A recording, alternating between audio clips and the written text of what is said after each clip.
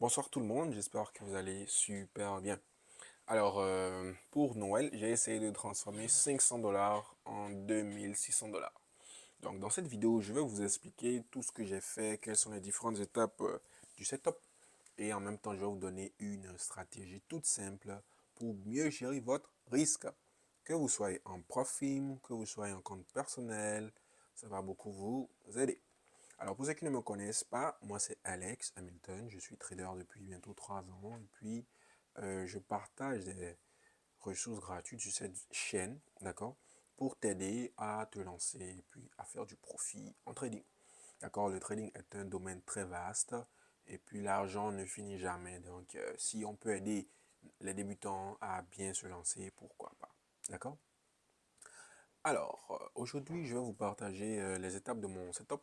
Et comme vous pouvez le voir ici à droite, d'accord, j'ai pris 6 trades, d'accord, et à la fin, le profit était de 2640 dollars. Donc, comment j'ai fait, comment j'ai trouvé la zone, comment j'ai réfléchi pour prendre ce setup, je vous explique tout maintenant.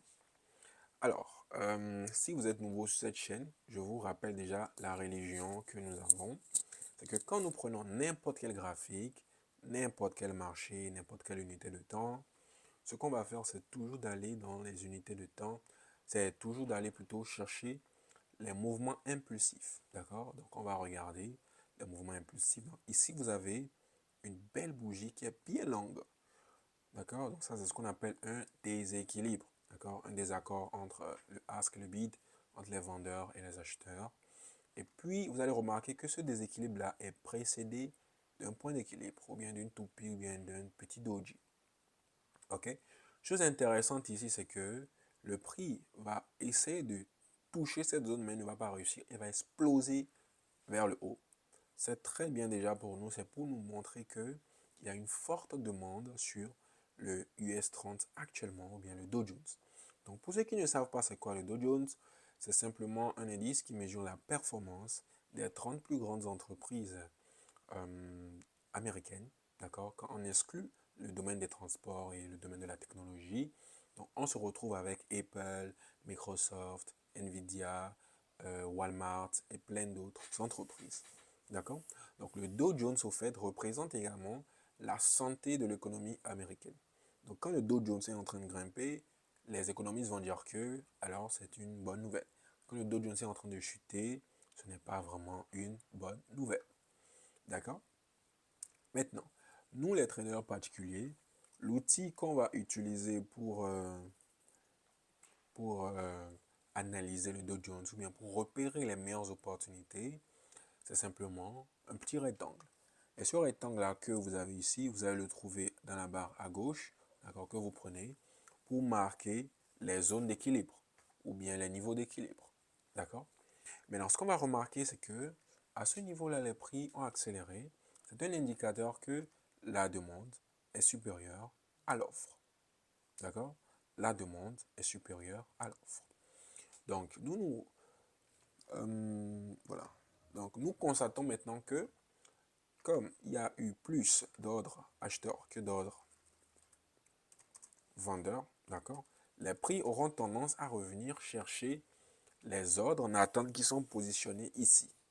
OK? Les ordres en attente, parce que c'est un déséquilibre, et ce déséquilibre-là doit être comblé, ou bien doit être résolu, voilà, doit être comblé, quoi. D'accord? Maintenant, ces ordres en attente sont des ordres acheteurs. Nous avons besoin d'acheter. OK?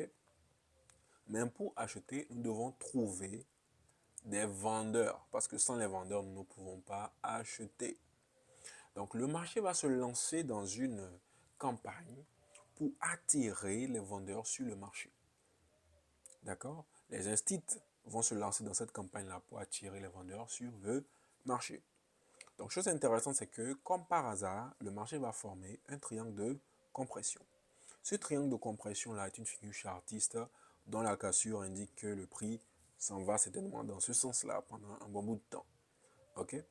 Donc, ce triangle de compression-là va se casser ici vers le bas. Et quand il va se casser vers le bas, déjà à ce niveau-là, les traders vont se mettre à la vente. D'accord? Ils vont commencer à vendre à la clôture de la bougie juste ici. OK? En mettant bien sûr le stop loss juste là. OK? Donc, comme par magie, un triangle de compression apparaît, il se casse vers le bas aussi, comme par hasard. Et puis, tout le monde se met à vendre. OK?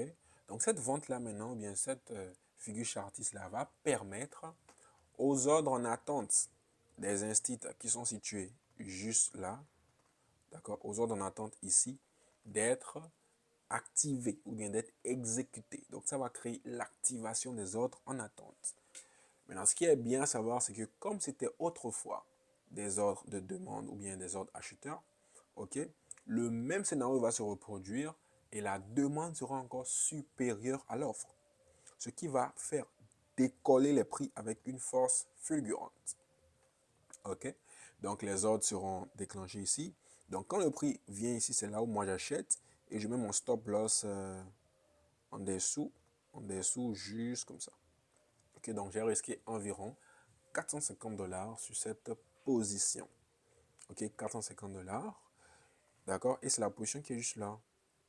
Ok, maintenant ce qui va se passer, c'est que où est-ce que je dois mettre mon take profit? Où est-ce que je vais mettre mon take profit pour encaisser ma position? Parce qu'en trading, quand vous achetez, d'accord, pour encaisser votre argent, vous devez vendre à quelqu'un d'autre. Ok, c'est comme dans un business lambda, quoi. D'accord? J'achète et je revends à un prix supérieur. Donc j'achète à 43,016 et je revends à 43,226. Donc 43,226 quelque part ici. D'accord? 43,226. Ok. Donc quand j'achète, où est-ce que je vais mettre mon take profit? Je réfléchis et je comprends que les vendeurs qui sont en train de se positionner juste là, d'accord, ils vont mettre le stop loss juste ici. D'accord, juste au-dessus du pic précédent, bien je ne sais pas quoi là. Ils vont mettre leur stop loss là-bas. OK? Maintenant, il faut comprendre bien que des stop loss sur le marché ne sont pas simplement écrits stop, mais sont les positions contraires de ce que vous aviez mis. Donc, si vous aviez vendu, donc si vous êtes dans la vente de ce triangle de compression-là, votre stop loss est certainement un ordre d'achat. Donc, ces ordres d'achat-là, au fait, vont permettre d'activer la vente des institutions. Parce que les institutions ne peuvent pas revendre leur position s'il n'y a personne qui achète. Et c'est vous justement qui achetez. Et ce sont vos stop loss qui vont permettre aux instituts de sortir du marché. Parce que pendant que vos stops sont touchés, c'est là maintenant que les instituts revendent les contrats et puis encaissent leur profit. D'accord? Donc, d'un côté, nous avons les institutions, d'accord, qui se placent sur les zones des meilleures offres, d'accord, sur les meilleurs prix, les doji, les toupies et tout. Et de l'autre côté, on a les particuliers qui attendent qu'une figure chartiste se produise ou bien se forme, qui nettoie du soir, qu'un Fibonacci donne le top, qu'un RSI soit en surachat ou en survente, que le MACD fasse ci ou ça, que le Fibonacci atteigne le 61,8, que le double top casse la ligne de coup avant de se positionner. Et d'un autre côté, vous avez les instituts qui n'ont pas besoin de tout ça, qui n'ont pas besoin de bougies, qui n'ont pas besoin d'une bougie de clôture, de fermeture ou bien de rejet, de tout ça, tout ça. Elles contrôlent le marché grâce au carnet d'ordre. Donc c'est déjà un indicateur pour comprendre que le marché n'a rien à faire avec les Fibonacci, les RSI, tout ça, tout ça. Le marché se déplace en fonction des ordres. Donc lorsqu'on a un déséquilibre haussier, le marché va grimper. Lorsqu'on a un déséquilibre vendeur, le marché va chuter. Le déséquilibre haussier, c'est au fait la pénurie. La pénurie, elle est instaurée par les vendeurs. Ce sont les vendeurs qui décident de rendre leurs produits plus chers parce que selon eux, leur produit est rare et ils vont le vendre au plus offrant. Dans un marché en chute libre, ce sont les acheteurs qui profitent parce que c'est eux qui rachètent moins cher parce qu'ils considèrent que votre produit n'a pas de valeur. Donc, ils veulent l'obtenir moins cher. Et vous aussi, comme vous n'avez pas d'autre proposition, vous êtes obligé de leur céder. D'accord? Donc, c'est ça qui fait au fait bouger le prix. Ce n'est pas une question de cassure d'une ligne de tendance, rebond sur le RSI, du surachat. Non. C'est parce que les ordres sont en train d'être émis par les instituts et c'est ça qui déplace le marché. OK? Et d'un autre côté, Il faut bien comprendre que dans un marché en chute libre, dans un marché en chute libre, les vendeurs perdent. D'accord? Parce que ce sont les vendeurs qui sont obligés de revendre moins cher. Bon, ça, c'est le côté du order flow, le flux d'ordre. D'accord? Mais du côté d'une tendance haussière, c'est ceux qui avaient acheté depuis le bas qui sont en train de gagner. Parce que si c'est maintenant que vous voulez acheter, vous perdez. Et comme j'ai dit précédemment, dans un marché qui chute déjà, si c'est maintenant que vous voulez vendre, c'est maintenant que vous allez perdre au fait. Parce que si vous avez déjà vendu depuis le sommet, alors vous n'avez pas besoin d'être inquiété parce que vous êtes en profit. D'accord? Le problème, c'est que les particuliers ont besoin de piquer de creux pour savoir quel est le type de tendance. Ils ont besoin d'abord de voir un creux qui dépasse un autre ou bien un pic qui dépasse un autre pour penser que c'est maintenant qu'il faut acheter alors que le prix est déjà en train de monter. Les choses sont déjà en train de devenir plus chères.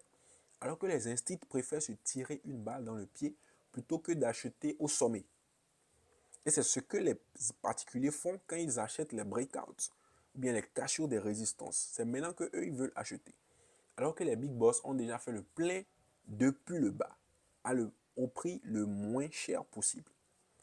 Et les particuliers veulent vendre quand le prix a déjà cassé le support et c'est maintenant il fait un soi-disant pullback ou bien qu'il tape maintenant une ligne de tendance imaginaire au deuxième ou au troisième contact. C'est là maintenant que les particuliers veulent se positionner. Alors que les big boss sont déjà au sommet là-bas, ils ont déjà vendu parce qu'ils ont anticipé. Donc si vous voulez anticiper, vous devez trouver ces zones-là avant qu'elles ne réagissent. Vous devez les trouver avant qu'elles ne réagissent. Et c'est ce que 90% des particuliers ne peuvent pas faire. Ils sont tous focus sur les figures chartistes, sur les résistances, sur les zones de demande, soi-disant les zones d'offres, parce qu'ils ne comprennent pas aussi que c'est une question de donnant-donnant. Ce n'est pas simplement une zone de demande, zone d'offre, mais il faut que votre zone attire la contrepartie nécessaire. Et ce n'est pas une compétition de savoir si les acheteurs sont supérieurs aux vendeurs. Non. C'est plutôt les ordres acheteurs qui sont supérieurs aux ordres vendeurs. C'est ça qui fait bouger le marché. Ce n'est pas la quantité d'individus, c'est la quantité des ordres qui fait bouger le marché. D'accord? Et maintenant, la gestion de risque. Vous allez remarquer que sur ma première position perdante, je perds 300 dollars. Sur la seconde, je perds 124. Mais ça, c'est même pas encore important. Remarquez que ce sont des endroits où j'ai mis clairement le stop. C'est automatique. Quand ça atteint mon niveau d'invalidité, la position se clôture d'elle-même. Le problème, c'est que si vous voulez trader et que vous mettez des stops imaginaires mentaux et dire que bon, si ça vient ici, je vais fermer. Si ça vient là-bas, je vais fermer. Alors vous allez passer à côté parce que quand le prix atteint un certain niveau, psychologiquement, on n'a pas envie de le fermer tout de suite. On commence à avoir de l'espoir et tout, que ça va remonter. Donc, c'est mieux pour ne pas faire des transactions avec ces démons-là, c'est mieux de mettre vos stops de manière automatique. D'accord? Le take profit, vous n'avez même pas besoin de savoir jusqu'où votre objectif sera. On s'en fiche, hein? On n'a pas besoin de ça. La chose la plus importante, c'est que quand vous lancez une position, vous mettez en même temps votre stop. En même temps, avant même de fermer le téléphone, avant de laisser votre téléphone et même de boire de l'eau, vous mettez d'abord le stop.